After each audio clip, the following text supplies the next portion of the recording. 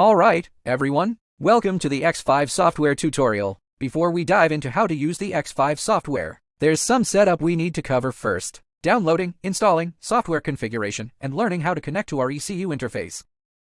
First up, to use the X5 software, you'll need to download it from the official website. Open your web browser and head to the EngineJump website at x5.com. Once you're there, find Service and Support in the navigation bar. Then scroll down until you see X5 main program install. Click to download it. Simple as that. Let's run through the download and installation process together. Open your browser and type in at x5.com. Click on Service and Support and scroll down. You're looking for X5 main program install. Right here, go ahead and click to download. If your browser gives you a security warning, just click Keep on the download prompt. Wait for the download a moment. Once it's downloaded, open the installer. Click OK. Then select I accept the agreement. And keep clicking Next afterwards.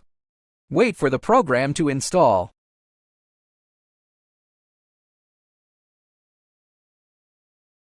Once the installation is complete, you'll see two new icons on your desktop. One is the main X5 application, and the other is for your local data.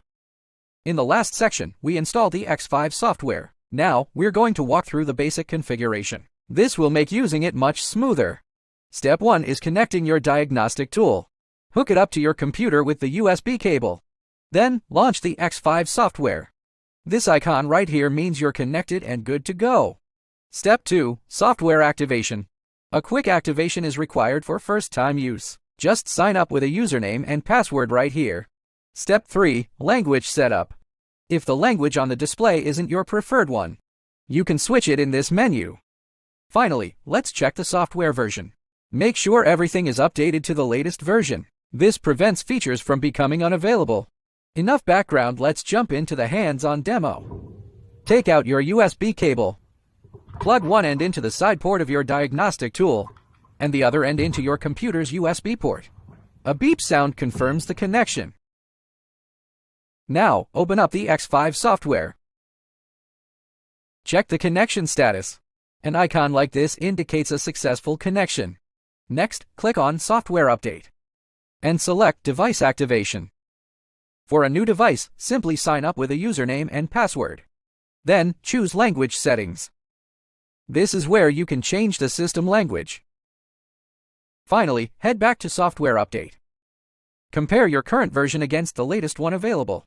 If they don't match, a single click will trigger the automatic download of the latest version. Let's try it now. Go ahead and click. Wait for the installation to complete.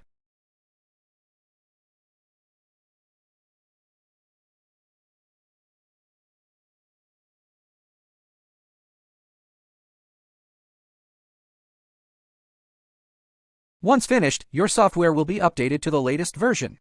If you encounter any issues during use, checking here first to ensure you're on the latest version is a good step. In the last lesson, we completed the basic setup for the X5 software. There's just one final step left: connecting the ECU to your diagnostic tool. Then you'll be all set to officially use the full features of the X5 software. The connection process itself is straightforward. But when you're actually doing it, caution is key. This avoids misconnection, which could damage both your tool and the ECU. Step 1. First, connect your diagnostic tool to the ECU. You can use a breakout box or a multi-interface programming cable for a quicker, easier setup. Step 2. Then connect your tool to your computer via the USB port. Step 3. Since we're doing a bench diagnosis off the vehicle, we need to simulate the vehicle's power supply. Plug in the adapter and connect to your bench power supply. Final step. Fire up the X5 software and check if the voltage readings are normal. Let's cut to the chase and practice connecting to an ECU.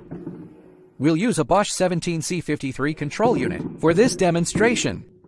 First, connect one end of the diagnostic main cable to the tool. Lock the connector. Then, take out the 4-in-1 programming cable and attach the K-plug. For bench mode, the A-plug is required. Let's attach it.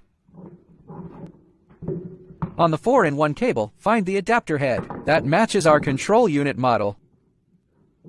Connect it to the diagnostic main cable. Finally, connect the bench power supply.